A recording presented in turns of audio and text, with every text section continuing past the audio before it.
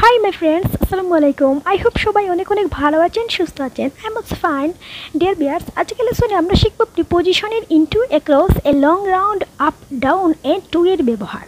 Preposition নিয়ে আমাদের অনেকের অনেক ডাউট. কোন প্রিপোজিশনটা কোথায় ব্যবহার করব আমরা কনফিউজড হয়ে যাই. এবং ইংরেজি বলতে গেলে আমাদের প্রিপোজিশন সম্পর্কে সঠিক ধারণা থাকা দরকার. সো আই থিঙ্ক আজকের ভিডিওটি আপনাদের জন্য অনেক অনেক ইম্পর্টেন্ট ভিডিও. তাই ভিডিওটি স্কিপ না করে এন্ড অবধি দেখার চেষ্টা করবে. আর যারা আমার চ্যানেলটি এখনো সাবস্ক্রাইব করোনি প্লিজ সাবস্ক্রাইব করুন, নয়তো ভ্যালুয়েবল লেসনসগুলো মিস করে যাবে. ওকে, লেটস স্টার্ট. প্রিপোজিশন. প্রথমে আমরা প্রিপোজিশনের ডেফিনেশনটা শিখি.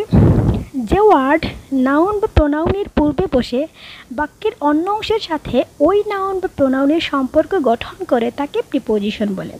অর্থাৎ প্রি মানে হচ্ছে পূর্বে, পজিশন মানে হচ্ছে অবস্থান. মানে নাউন বা প্রোনাউনের পূর্বে প্রিপোজিশন বসে. আমরা দুটো এক্সাম্পল দেখি. The pen is on the table. এখানে টেবিলটি হচ্ছে নাউন, অনটি হচ্ছে প্রিপোজিশন. আবার হি সেট বিসাইড মি. এখানে মিটি হচ্ছে প্রোনাউন, বিসাইডটি হচ্ছে প্রিপোজিশন. তো আমরা দেখেই বুঝতে পারছি যে প্রিপোজিশন সবসময় নাউন বা প্রোনাউনের পূর্বে বসে. তো এখন আমরা ফার্স্ট ইনটু এর ব্যবহার শিখব. ইনটু মানে কি?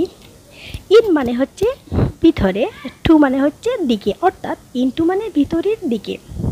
কোনো কিছু ভিতরের দিকে বোঝালে আমরা ইনটু বসাবো. আমরা কিছু এক্সাম্পল দেখি. Rafi jumped into the river.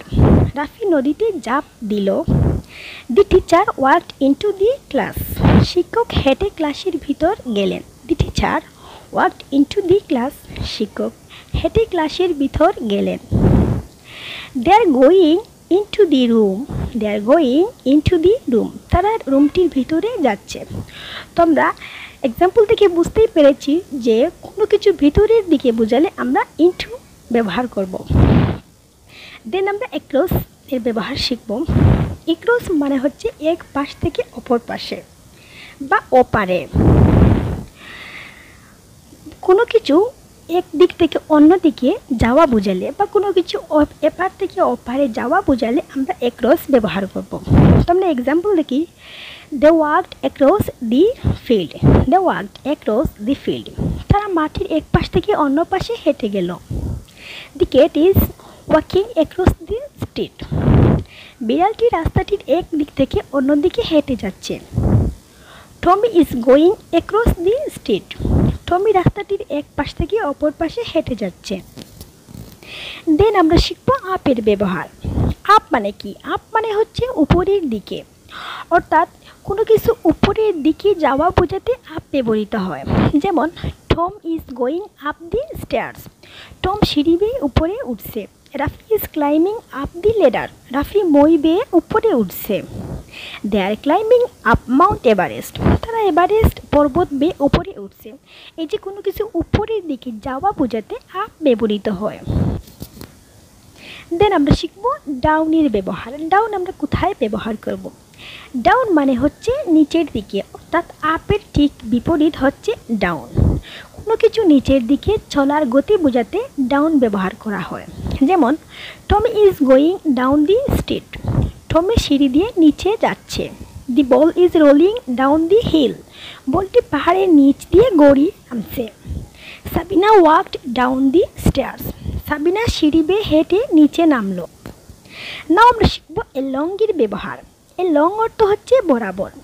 অর্থাৎ কোনো কিছু বরাবর চলার গতি বোঝাতে এলং বসে.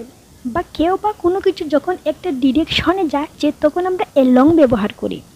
বা কোনো কিছু ধরে হাঁটা বোঝাতে আমরা এলং ব্যবহার করি. I like to walk along the beach. আমি সমুদ্র সৈকত ধরে হাঁটা পছন্দ করি. I walked along the road. আমি রাস্তা দিয়ে হেঁটে গেলাম. To get to their house go along the road.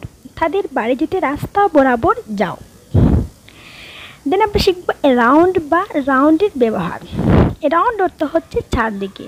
অর্থাৎ কোনো কিছু চারদিকে ঘোরার গতি বা কোনো কিছুর পাশ দিয়ে ঘুরে আসা বোঝাতে রাউন্ড ব্যবহার করা হয়. এক্সাম্পল দেখি আমরা. দি আর্থ মুভস রাউন্ড দি সান. পৃথিবী সূর্যের তার চারদিকে ঘুরে. দে ওয়াকড রাউন্ড দি ক্লাস. সে ক্লাসের চারদিকে হাঁটলো. দে ওয়াকড রাউন্ড দি লেক. আমরা লেকটির চারদিকে হেঁটে গেলাম। নাও শিখবো আমরা টু এর ব্যবহার। টু মানে কি? টু হচ্ছে কোনো গন্তব্যের দিকে, অর্থাৎ কোনো গন্তব্যে চলার গতি বোঝাতে আমরা টু ব্যবহার করব। আমরা এক্সাম্পল দেখি। He has gone to Dhaka. He has gone to Dhaka. সে ঢাকায় গিয়েছে। We drive to the store. We drive to the store. আমরা গাড়ি চালিয়ে গেলাম দোকানটিতে। তো কোনো কিছু গন্তব্যে চলার গতি বোঝাতেই আমরা টু ব্যবহার করব। That's all. সো ভিউয়ার্স, আজ এই পর্যন্ত। নেক্সট লেসনে নতুন কোনো টপিক নিয়ে কথা হবে। Thanks for watching. All the best. Take care. আসসালামু আলাইকুম। আল্লাহ হাফিজ।